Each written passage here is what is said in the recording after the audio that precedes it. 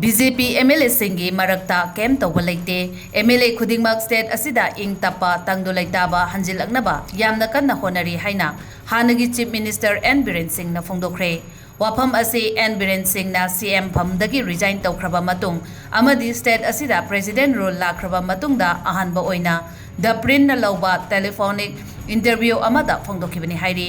Wari sanaba aduda Biren Singh na makata na phongdokhibada state manungda Biren gi michang natraga Biren yadaba Singhi kanglup Haina khaidoktuna kem tawba leite MLA Singh state asida ing tapa amadi mahusagi punsida hanjilaknaba paikhatpa yaba thabak khudingmak paikhatnaba honari BJP gi luchingba Singhi maikeidagi state asida anauba political party ama sembagi wafam sulaite